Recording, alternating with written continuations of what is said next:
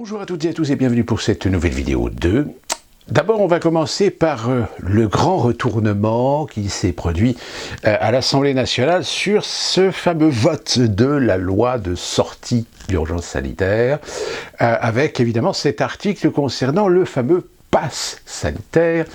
Comme je vous l'avais dit dans la précédente vidéo, au moment où j'ai fait cette vidéo, il y avait ce refus qui avait été plus ou moins promulgué en fin de soirée par le MoDem, le fameux parti centriste de M. Bayrou. Sauf que je pense que je fais partie de ces gens qui, dans ma tête, une petite voix me disait « oui, mais non, vous verrez, ça va s'inverser ». Et puis finalement, 3 heures du matin, ils ont finalement voté le texte. Alors, certains disent quand même, en effet, comme je vous l'ai dit dans ma précédente vidéo, est-ce que c'est pas un signe? Est-ce que c'est pas un signe que finalement, le MoDem, à la veille d'une échéance importante, c'est un petit peu jouer les contradicteurs ou attirer une sonnette d'alarme auprès des En Marche pour leur dire « hey, nous existons, nous sommes là ». Et finalement, se sont pliés, comme ils l'ont toujours fait d'ailleurs, aux décisions et aux politiques de la majorité présidentielle. Donc en réalité, est-ce que ce n'était pas finalement une commedia dell'arte pour nous faire croire que le MoDem voulait revenir plus ou moins à sa ligne directrice sur le plan politique, mais en réalité bien suivre le mouvement de Macron? Donc le pass sanitaire finalement va passer, sauf que ça commence déjà à remuer un petit peu dans les brancards, dans ce sens où il semblerait que au niveau justement, et c'est sur ce point-là d'ailleurs que les modems s'étaient basés, c'est-à-dire que le cadre du pass est flou, sauf que le problème c'est que c'est pas que le pass sanitaire qui est flou, c'est la politique des En Marche qui est floue. Et preuve en est, c'est que sur les levées de restrictions qui vont avoir lieu, donc prochainement, le 19 mai, la semaine prochaine, il y a eu une question posée sur le fait que les bars vont pouvoir ouvrir les terrasses. Bon, sauf qu'évidemment, il y a des bars.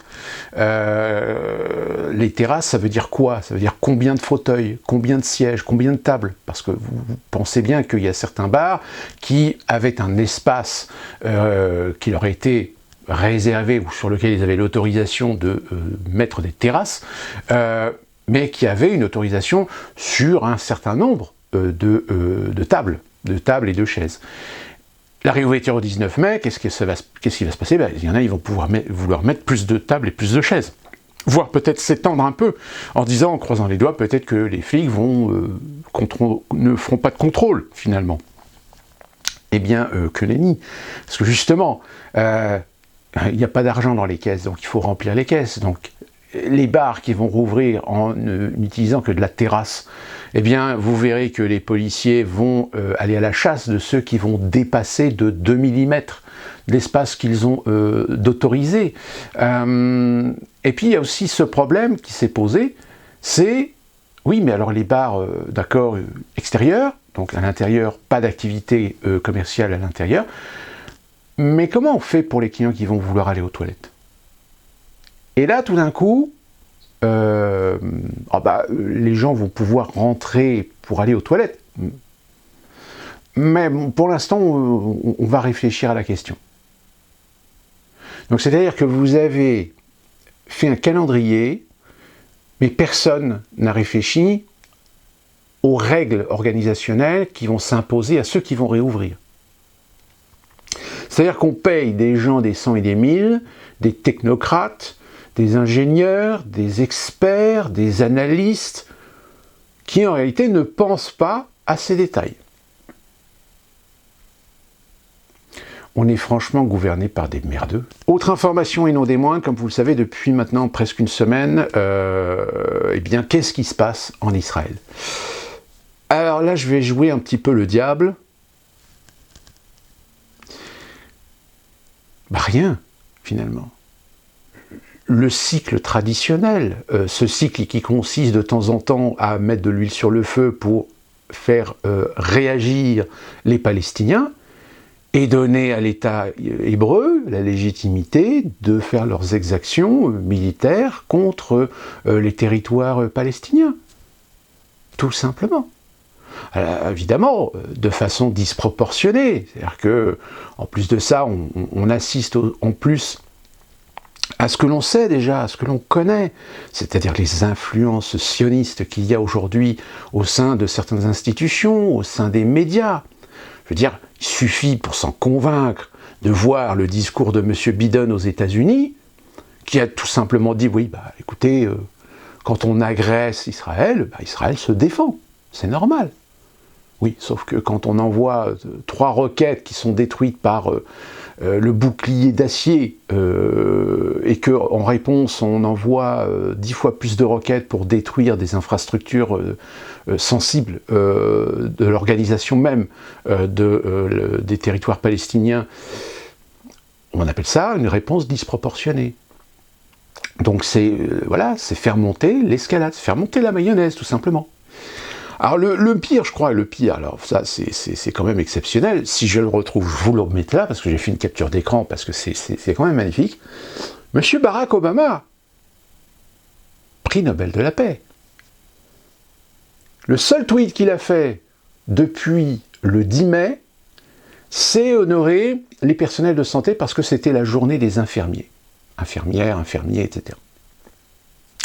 Mais alors, sur ce qui se passe en Israël, pas un mot. Les médias, regardez les médias, regardez les réactions des médias. Alors, en effet, il y a une exportation aussi, puisqu'il y a à New York, il y a un juif orthodoxe qui a été agressé par des pro-palestiniens. Déjà, ça démontre un petit peu le niveau culturel de certains Américains, c'est qu'ils agressent un juif orthodoxe, alors que les juifs orthodoxes, par définition, sont des anti-sionistes.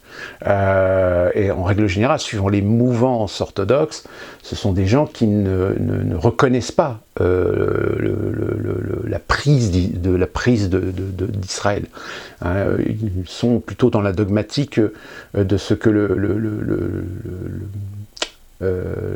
la Torah, je crois que c'est la Torah, le Torah et le Talmud, mais c'est deux choses assez particulières, dans ce sens où les orthodoxes sont dans cet esprit encore de la punition de Dieu. C'est-à-dire qu'ils s'étendent et se développent, mais respectent la volonté de Dieu, de la punition de Dieu, de ne pas avoir de terre, pour ce qu'ils ont commis par le passé dans l'histoire. Voilà, je ne vais pas refaire toute l'histoire, etc.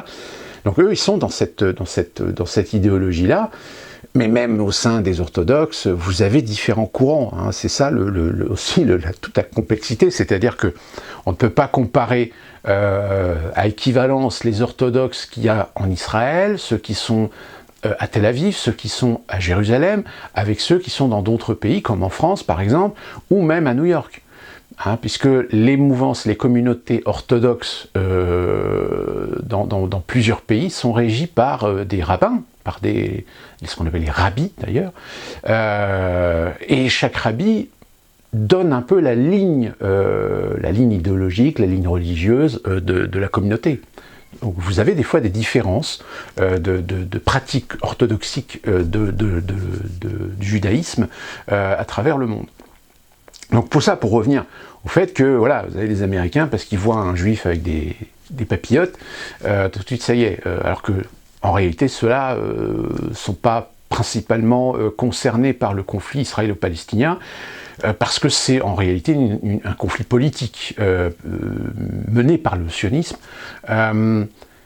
Alors, je reviens à ce que je disais au début par rapport à ça, c'est-à-dire le cycle. C'est-à-dire que c'est vrai que là j'ai l'air un petit peu dans le sens, ça ne change pas, je veux dire, c'est séculaire, c'est cyclique. Alors ça ne retire pas l'aspect évidemment dramatique de la situation. Surtout que là, en quelques jours, on sent bien que ça monte. Jusqu'à présent, alors évidemment, là, on va commencer à dire, ouais, est-ce que ça va créer un nouvel intifada, etc. En règle générale, les intifadas, c'était souvent des contestations, des manifestations qui étaient organisées, qui étaient réprimées par la police, les jets de pierre, etc. Là, on est au-delà. Parce qu'en réalité, je ne veux pas être méchant ou médisant, mais on est quand même en face d'une situation que l'on connaît, c'est-à-dire que de toute façon, il y a une volonté absolue, je dirais, entre ces deux partis de faire disparaître l'un ou l'autre. Je dirais même que pour revenir à l'origine là de ce drame, ce qui est amusant, ou plutôt du moins dramatique, c'est de se rendre compte comment les médias traitent évidemment la situation. Alors évidemment, il y a certains médias qui sont plutôt du côté israélien et qui ont une fâcheuse tendance à laisser sous-entendre que finalement c'est la faute des Palestiniens parce que c'est eux qui ont attaqué les premiers. Et puis il y a d'autres médias évidemment qui essaient de relativiser en disant oui, mais encore une fois de plus, il faut essayer de trouver une issue, il faut essayer de trouver une solution de paix, etc. Mais ce qui est quand même formidable, c'est qu'aucun média, finalement, va faire le lien sur le fait que ce que l'on est en train de voir aujourd'hui en Israël a été provoqué par les Israéliens eux-mêmes. C'est-à-dire que, on se souvient, il y a un petit peu plus d'une semaine d'ailleurs, il y a des colons israéliens qui ont carrément pris possession des maisons de certains Palestiniens sous prétexte parce que c'est un territoire occupé et qu'ils avaient le droit de prendre territoire, ils avaient le droit de prendre les terres de certaines familles palestiniennes. Et c'était brutal parce qu'ils sont arrivés, ils ont pris possession des maisons, ils ont dit aux Palestiniens, maintenant vous dégagez, vous sortez de ces maisons-là. C'est avec mépris. Et ça rentre parfaitement dans cette idéologie qu'il y a aujourd'hui au sein de l'autorité israélienne, c'est tout simplement de faire disparaître les Palestiniens. C'est-à-dire de faire des Palestiniens des apatrides. C'est-à-dire les pousser à quitter ces terres, les pousser à aller dans d'autres pays et laisser finalement leurs terres à Israël. Il est là le truc. Et ça rejoint ce que j'avais déjà expliqué dans une autre vidéo sur l'évolution de la civilisation, sur l'évolution de l'humanité en règle générale. Elle a toujours été constituée de ces phénomènes. C'est-à-dire qu'à partir du moment où il y a des contacts, où il y a des relations entre des tribus, entre des communautés, entre des collectivités, et au-delà, entre des pays, entre des royaumes, et donc de fait des civilisations, il y a un moment donné où il y a une recherche de compromis parce qu'il y a la mondialisation. La mondialisation, c'est le phénomène qui permet d'échanger avec le voisin, mais pas seulement le voisin proche, mais aussi le voisin de l'autre côté de la planète, avec l'évolution de l'histoire, des moyens de transport, des moyens de communication, etc. Le commerce, purement et simplement. Sauf qu'il y a un moment donné où il y a des idéologies qui sont motivées par des intérêts économiques, voire des intérêts religieux ou des intérêts politiques. Et cette volonté hégémonique, cette volonté de pouvoir, cette volonté de conquête qui fait que, il y a un moment donné où ça ne peut que clasher avec un certain nombre de civilisations, un certain nombre de sociétés, un certain nombre de pays, et que on rentre dans une guerre alors qui peut être une guerre conventionnelle, comme on les a connues à travers de l'histoire, sauf qu'aujourd'hui, ces guerres, elles peuvent être économiques. Je veux dire, aujourd'hui, la guerre entre les États-Unis et la Chine pour une suprématie économique mondiale, elle est là, elle existe. La seule différence, c'est que si vous prenez le conflit israélo-palestinien et si vous prenez le conflit américano-chinois, parce que sino c'est Japon, les forces ne sont pas les mêmes. C'est-à-dire que les Chinois et les Américains savent qu'ils ne peuvent pas se taper sur la gueule. Les Chinois et les Américains savent qu'ils ne peuvent pas se balancer des bombes dans la gueule. Parce que là, c'est l'escalade, parce que quand même les deux pays ont quand même l'arme nucléaire, qu'on s'en souvienne. Tout comme Israël. Alors Israël officiellement n'a pas de bombe nucléaire, mais on le sait, ils ont le nucléaire. Ça met Israël dans une position de force, dans le sens où des alliances qu'il peut y avoir, ou des soutiens qu'il peut y avoir par rapport aux Palestiniens, les pays ne peuvent pas trop bouger. Et il y a même certains experts du Moyen-Orient qui vous diront qu'il y a encore toujours un petit peu quelque chose d'assez particulier dans les relations qu'il y a entre les Palestiniens, le monde arabe et le monde du Maghreb. C'est-à-dire qu'on a eu des exemples où parfois les Palestiniens essayaient d'appeler à l'aide, essayaient de demander du soutien à un certain nombre de partenaires de la culture, culturelle, et que malheureusement certains partenaires culturels les ont laissés, les ont abandonnés à leur propre sort. Alors, pareil, c'est toujours problème de l'opportunisme, c'est-à-dire que parfois il y a certains pays qui agissent, qui interviennent, d'autres pas. Mais on constate une chose, par exemple,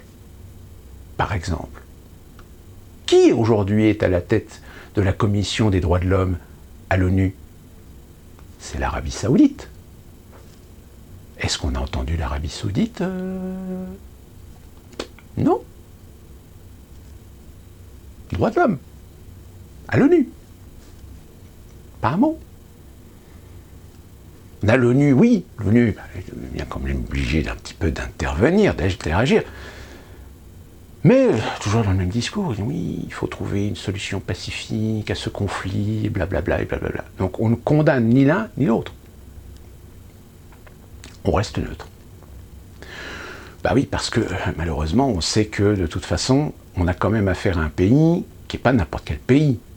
C'est un pays qui s'appelle Israël, qui est une jeune nation qui s'est créée en 46, 47, 49, je ne sais plus la date de la création de l'État d'Israël, mais je sais que c'est dans cette période-là, et qu'en plus de ça, c'est un pays qui s'est créé déjà en contradiction avec les valeurs qu'on défend dans l'Occident, c'est-à-dire qu'on a autorisé la prise de pouvoir, la conquête d'un territoire, oui, d'un territoire qui était colonisé, c'était les Britanniques. Donc les Britanniques ont finalement, voilà, ils ont lâché l'Est.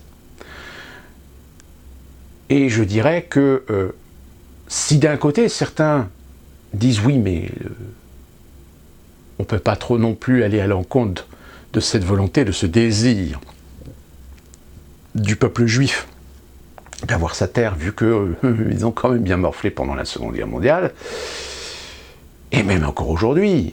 Aujourd'hui, la Shoah sert d'outil de pression, d'outil psychologique, d'outils émotionnels pour légitimer certains choix, certaines décisions, certaines orientations, même en France.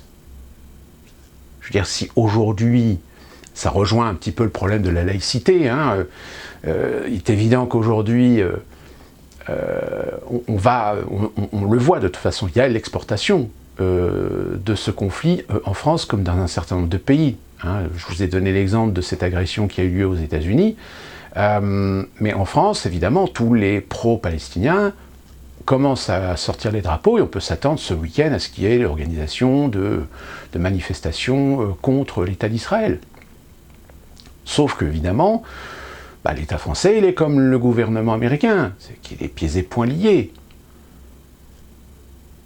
Je rappelle pour la petite histoire que les plus grandes banques, les plus puissantes banques au monde, c'était déjà des banques qui essayaient de se battre pour l'hégémonie, pour la puissance, pour le pouvoir, avec derrière, alors, pas forcément l'essentiel, mais avec derrière quand même, le fait que Goldman Sachs, JP Morgan et à l'époque Lehman Brothers, est-ce que j'ai besoin de vous expliquer?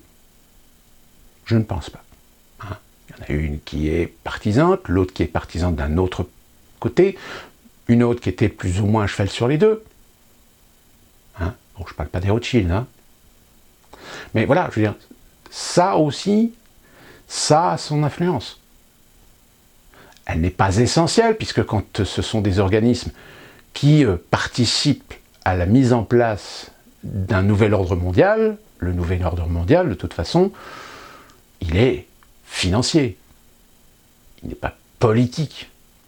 Même si, encore une fois, nous avons M. Attali, qui a chanté à plusieurs reprises que ce qui serait l'idéal, c'est de voir le gouvernement de la gouvernance mondiale s'installer à Jérusalem. C'est pas parce que c'est la ville des trois religions monothéistes et que comme ça a une valeur symbolique. Eh non, attendez, soyons pas idiots. Donc, encore une fois, on ressasse, on rechante le même couplet finalement avec ce conflit israélo-palestinien,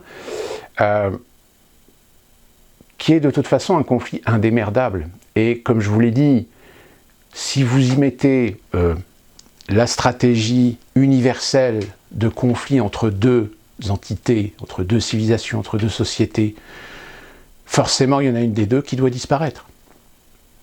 Et en ce qui concerne les Palestiniens et les Israéliens, il n'y a pas d'issue. La seule issue serait de dégager les nationalistes au pouvoir en Israël. Ce serait de dégager les sionistes. Mais le problème, c'est qui le ferait? Personne. Puisque de toute façon, déjà, le pouvoir sioniste est déjà infiltré un peu partout pour protéger justement le fait qu'aucun pays ne bougera l'oreille pour participer, contribuer ou être complice d'eux. Même la Russie. La Russie ne bougera pas une oreille. La Chine encore moins. La Chine, c'est pour ça que ce qui est assez amusant, c'est de se rendre compte que finalement on peut critiquer la Chine dans son régime, mais finalement elle s'est complètement désengagée, elle s'est complètement exhortée des problèmes religieux et géopolitiques impliquant le problème religieux. Hein, je veux dire, on peut parler des Ouïghours, mais le problème n'est pas aussi simple avec les Ouïghours. Ça rentre parfaitement dans leur ligne idéologique. Sauf qu'évidemment, vu que l'Occident a une vision, a une perception, a un mode de fonctionnement complètement différent, d'un côté on joue sur les sensibilités de démocratie, droits de l'hommiste, etc., et derrière, ça laisse la porte ouverte à des intérêts, à des conflits d'intérêts, à des influences. Sauf que le problème, c'est que notre système occidental s'est laissé corrompre et que finalement, même dans ce processus-là, eh bien, à un moment donné, il y a des guerres internes. Et les guerres internes, c'est quoi? C'est à celui qui va avoir la majorité, ou tout du moins l'ascendant majoritaire, sur le système. Et force est de constater, excusez-moi du peu, mais aujourd'hui, dans le conflit religieux qu'on essaie de nous faire nous chanter en France, entre les musulmans, les catholiques, les protestants, les bouddhistes et les juifs, à votre avis, quels sont ceux qui ont aujourd'hui le plus d'influence? C'est pas catholique, hein, c'est catholique. Les catholiques, ils sont là parce qu'ils sont historiquement liés à la France. La France est la fille du catholicisme. Donc par définition, le catholicisme a sa place en France. D'accord? Le protestantisme a sa place aussi, puisqu'on a quand même eu pas mal de guerres de religion, donc on a réussi, non sans mal, à donner une place, je dirais, indiscutable au protestantisme en France. Mais les protestants, de toute façon, sont très minoritaires. Donc. Et il ne reste plus que les musulmans. Sauf que le problème, c'est quand vous avez une influence très claire de la part du judaïsme dans les affaires de la société française, puisque quand on veut fêter Hanouchka et qu'on a les moyens de privatiser des espaces publics, je veux dire, c'est que, oui, on a les influences. Mais que ces influences, elles jouent pour le compte d'une centaine de milliers de juifs en France. Parce qu'en effet, les juifs en France ne sont pas tellement nombreux. Hein. Aujourd'hui, il y a plus de musulmans que de juifs. Oui, à un moment donné où les musulmans disent « Ouais, mais pourquoi vous autorisez, pourquoi vous donnez des avantages à cette communauté alors que notre communauté est plus nombreuse ?» Il y a disparité. Il n'y a pas d'équilibre, il n'y a pas d'égalité, là. On est en France. Égalité, liberté, fraternité. Vous voyez le problème. Et ce problème-là va à l'encontre de la laïcité. Cette fameuse laïcité que certains nous chantent en croyant que oui, la loi de 1905, séparation. Oui, la loi de 1905, séparation de l'Église et de l'État. Oui, bien sûr. Pour les naïfs. Parce que si on regarde depuis 1905, au sein des gouvernements, au sein des politiciens, des partis politiques. Bah, excusez-moi, mais il y a des partis politiques qui avaient tout intérêt à caresser dans le sens du poil la communauté catholique. Donc il y a un moment donné, il faut voir les choses en face. Alors évidemment, il y en a qui le savent, mais ils le savent et le critiquent. Je dis, oui, mais le critiquer, c'est bien. Mais savoir reconnaître aussi que ça existe, c'est mieux. Parce que ça permet de clarifier un petit peu le discours et de clarifier la situation. Et je rappelle qu'il y a des pays qui ont interdit les religions. Bah, ils s'en sont mordus les doigts. Parmi les pays, la France. La Révolution française a aboli la religion. Pas que la monarchie, hein. Bon. Ça n'a pas forcément fonctionné, parce qu'au bout d'un moment, on ne peut pas non plus, là encore, c'est bien la démonstration que la Révolution française a échoué à oblitérer l'influence ou oblitérer la présence du catholicisme au sein de l'histoire, au sein de la société française, parce que ça a poussé les autres, par derrière, à donner un peu plus de lest, à redonner de la légitimité à l'existence de la religion, et la religion catholique. Bon. La religion, l'URSS, au départ, la religion, terminée. Aujourd'hui, au contraire, il y a un relan depuis la chute de l'URSS, et même un peu avant la chute de l'URSS, la religion était redevenue un petit peu en odeur de sainteté dans le pouvoir, parce que ça fait partie de l'histoire.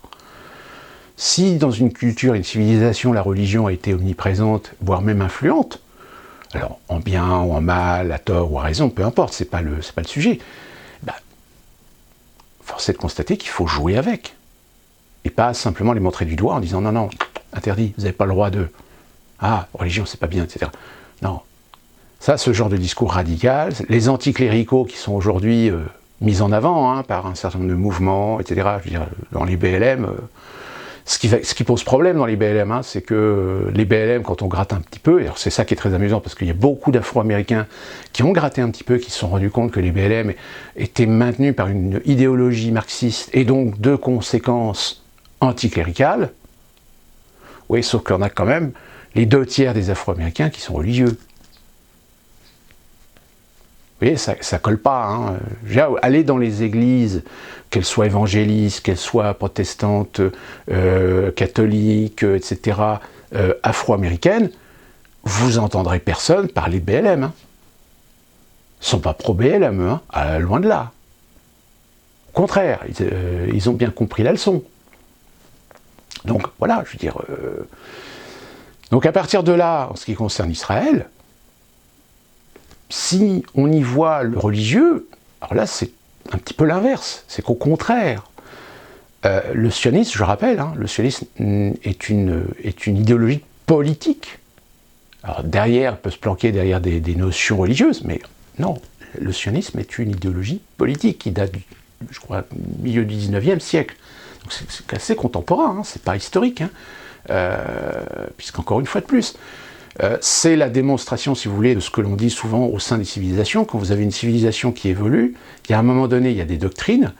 Parmi ces doctrines politiques, sociales, civilisationnelles et religieuses, il y a un moment donné où l'évolution de la société, du fait de la mondialisation, du fait des contacts, du fait des relations qu'on a avec les autres et des influences que les autres peuvent avoir dans notre société, c'est-à-dire ce partage, finalement, ce fameux partage qu'on prend souvent l'exemple, qu'on dit oui, mais alors, si on n'était pas tolérant, en France, on n'aurait pas de pizzeria, on n'aurait pas de kebab. Vous voyez, donc, ça fait partie de ce jeu-là, de ces échanges, de ces influences, etc.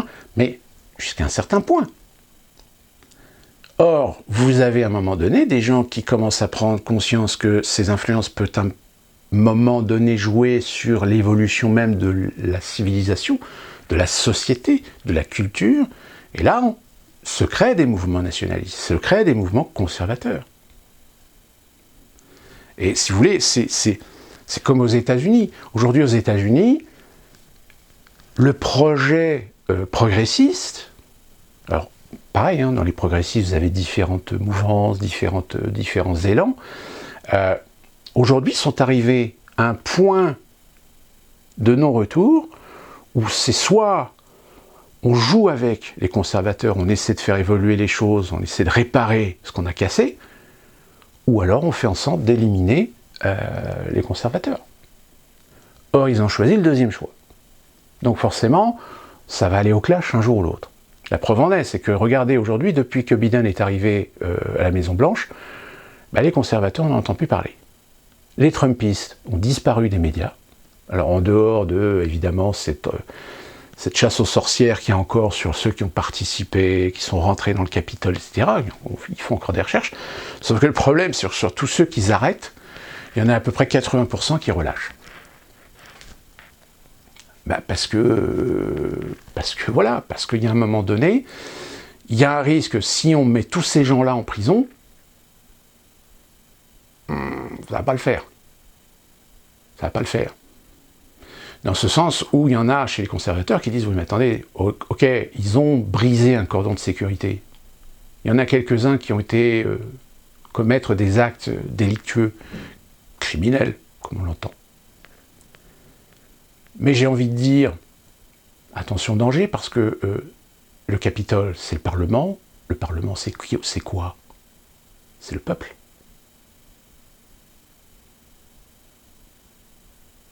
Donc ça voudrait dire que parce que c'est des Trumpistes, ils ne sont pas le peuple. Donc s'ils ne sont pas le peuple, donc les conservateurs, ceux qui sont peut-être prêts à voter Trump, etc., ne sont pas le peuple. Et cette idéologie-là, eh bien, elle commence à arriver en France. C'est-à-dire que vous êtes un bon citoyen si vous votez bien, si vous pensez bien. Et penser bien, eh bien, c'est ne rien penser de mal envers Israël. Voilà. La chape de plomb. Et du coup, ceux qui sont plutôt du côté des Palestiniens, eh bien, à un moment donné, passent pour des terroristes. Ils vont passer pour des terroristes. Même si parmi eux, certains manifestent, certains défendent un idéal humain, et tout à fait légitime, de ne pas voir un peuple sous-équipé, ne pas pouvoir se défendre lorsqu'on l'agresse. Et qui plus est encore en plus, dans une situation israélo-palestinienne, où l'on sait pertinemment que de toute façon, Israël n'a aucune intention de donner légitimité aux Palestiniens. Alors attention, quand je dis Israël, c'est évidemment le gouvernement qui est actuellement en place. C'est l'influence et la politique sioniste. Si vous allez à Tel Aviv, si vous interrogez les Juifs, eux ils vont vous dire, ben non, nous, au contraire, créer un État palestinien, au contraire, ça résolverait ce problème. On pourrait absolument vivre en paix avec les Palestiniens. Et comme à la tête du pays, comme dans les instances, dans l'autorité, c'est au contraire des gens qui ne veulent pas partager et qui au contraire veulent posséder, veulent conquérir. Et je rappelle même au haut niveau de ces influences, au haut niveau de ces responsables, il y a le rêve du Grand Israël. Alors je rappelle, le Grand Israël, c'est toute la région. Ce qui va du Liban, Syrie, Iran, Irak, voire aussi le voisin arabe des Saoudiens. Hein, Yémen, jusqu'au Yémen. Hein, voilà, c'est ça le rêve aujourd'hui du Grand Israël. Géographiquement, rectifiez-moi si je me trompe, donnez-nous un petit peu la région, en fait, rêvée, la région... oui, susment supposé être ou devenir le Grand Israël. Donc à partir du moment où vous avez des gens influents, puissants, pas seulement au niveau régional, mais aussi à l'échelle internationale, qui ont ce rêve, qui ont cette motivation, qui ont cette ambition du Grand Israël, vous comprenez que si demain les Palestiniens disparaissent, ça sera, presse à sa crise, ce sera la Jordanie, ce sera la Syrie, voilà. C'est pour ça que l'alliance saoudienne et israélienne contre les chiites, c'est pour ça qu'on dit toujours que c'est une alliance contre nature, parce que les Saoudiens savent très bien que le jour où la région sera nettoyée du chiisme, et bien l'Israël, ils savent que ils vont vouloir les dégager. Vous voyez, c'est une région explosive. Et je pense que même ceux à qui on attribue des visions, des prémonitions, etc., sur le fait que la Troisième Guerre mondiale naîtra de cette région, ils ne sont pas devins, ils ne sont pas voyants. À partir du moment où vous comprenez les intérêts historiques, civilisationnels, idéologiques, politiques et religieux de cette région, oui, vous savez que tôt ou tard, cette région va foutre le feu à la planète.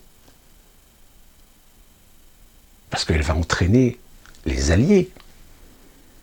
Et aujourd'hui, si demain l'Europe décide d'attaquer Israël parce qu'ils ont génocidé tous les Palestiniens, vous pouvez être sûr que vous allez vous retrouver avec les Américains sur le dos.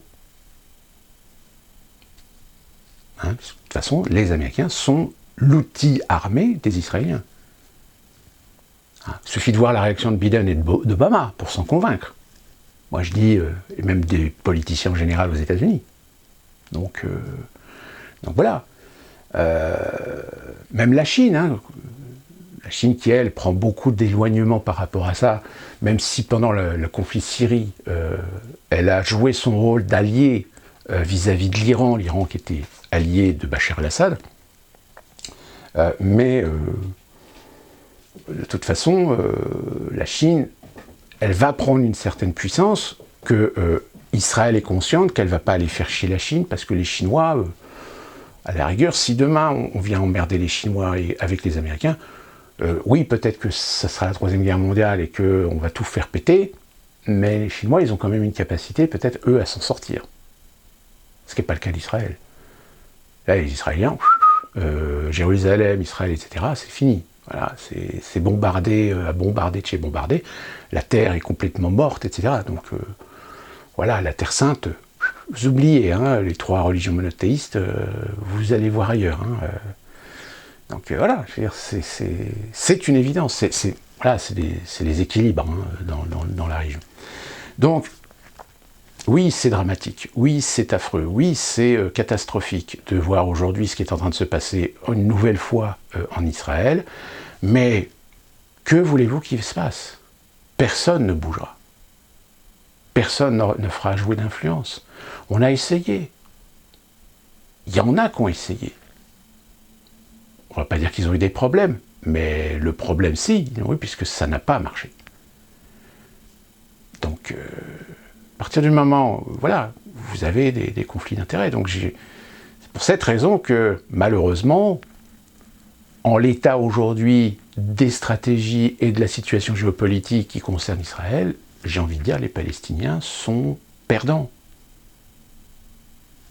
C'est une réalité. Alors, ils ne sont pas complètement perdants parce que Israël est quand même dans une région où s'ils font un génocide sur les Palestiniens, il y a des chances qu'en effet ça irrite et que ça réveille certaines régions contre eux. On pense à l'Égypte, on pense à l'Arabie Saoudite, on pense à la Syrie, on pense à l'Irak, on pense à l'Iran. L'Iran pourrait aussi trouver une alliance contre nature avec le reste du monde sunnite, du Moyen-Orient, pour dégager Israël.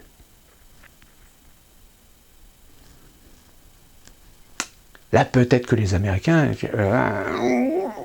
pétrole, problème. On est encore trop tributaire du pétrole.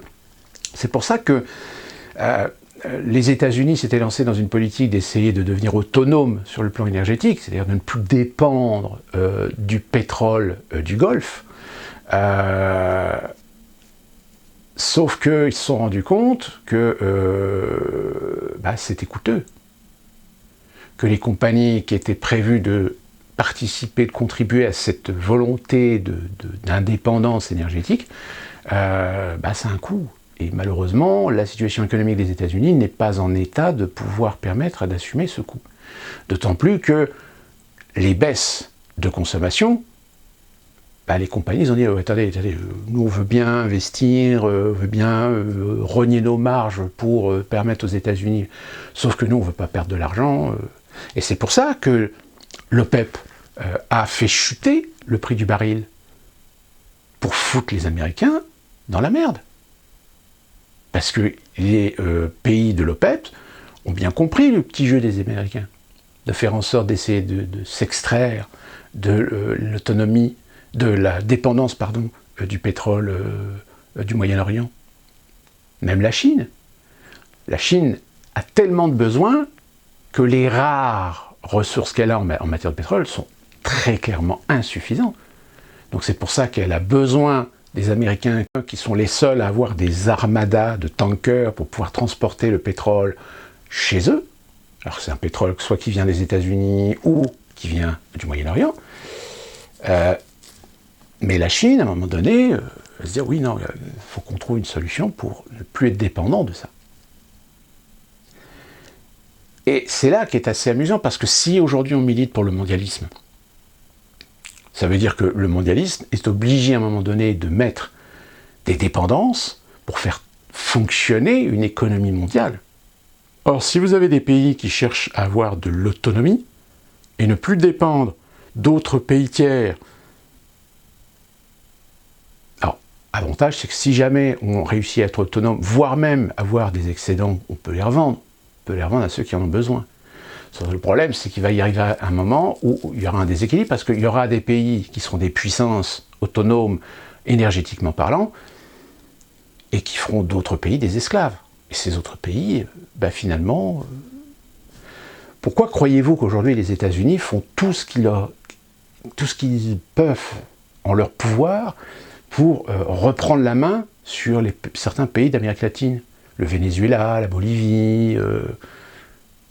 parce que derrière, il y a un intérêt énergétique. On ne peut pas laisser ces pays indépendants et faire la loi sur le pétrole, surtout le Venezuela, par exemple. Je veux dire, le Venezuela, on peut dire ce qu'on veut de Maduro, etc., mais vous voyez le problème. C'est quand vous avez des gens comme Chavez, comme, je ne me souviens plus, le Bolivien... qui ont décidé de jouer une politique beaucoup plus conservatrice, renationalisant un certain nombre d'entreprises, etc., pour que le peuple puisse bénéficier du marchandage des produits, des productions, des matières premières que ces pays possèdent, et ne pas laisser ces produits, comme en Afrique, où beaucoup de pays africains, comme ils n'ont pas les moyens de traiter, d'exploiter, de transformer, etc., ils laissent des sociétés étrangères, plus particulièrement occidentales, voire maintenant chinoises, de faire le boulot. Et en échange, ils payent une concession. Sauf que le prix et l'argent de la concession va dans la poche des oligarques des pays africains, et finalement le peuple n'en bénéficie pas. C'est exactement la même chose qui s'est passé dans les pays d'Amérique latine, sauf que il y a un jour, il y a des gens qui ont voté ou qui ont décidé de porter des mouvements communistes, socialistes, etc. Et finalement, les Américains ont perdu de l'intérêt. Donc aujourd'hui, les Américains jouent le rôle qu'ils ont, et d'ailleurs qu'ils critiquent la Russie de faire, mais ils le font très très bien, eux, sur les pays d'Amérique latine, de jouer de l'influence, de l'interventionnisme, pour remettre les gouvernements, pour remettre les paysages politiques à leur profit. Regardez aujourd'hui le Chili avec Pinochet. Qui a mis Pinochet au pouvoir? Qui a aidé Pinochet à prendre le pouvoir? Voilà. Et après, on vient montrer du doigt les Russes comme étant les méchants qui ont pris la Crimée, qui veulent... oui, la Russie de Poutine veut faire la même chose que ce que veut faire l'Europe, que ce que veulent faire les Américains, c'est étendre leur influence.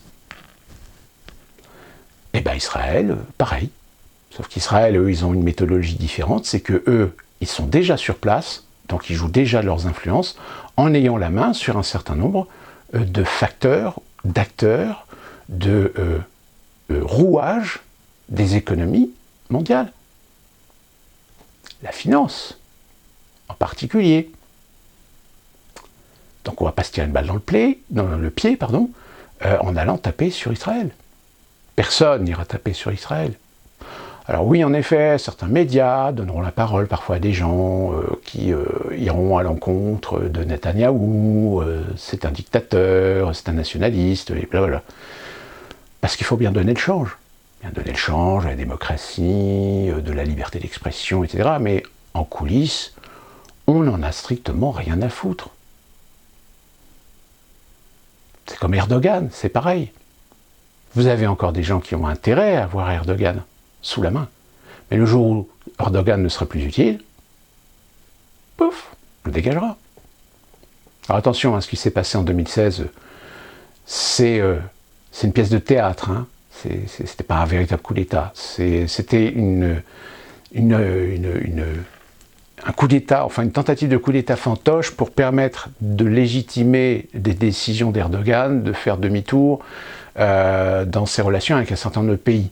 Hein, puisqu'en impliquant des pays alliés comme ayant cherché à vouloir le déstabiliser ou le destituer.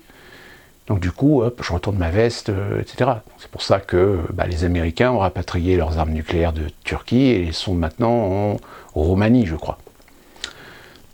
Donc voilà. Donc cette nouvelle petite guerre qu'il y a aujourd'hui en Israël, comme à chaque fois, c'est que pour un Israël tué par une roquette palestinienne, on va en tuer 100 de l'autre côté. C'est le déséquilibre total.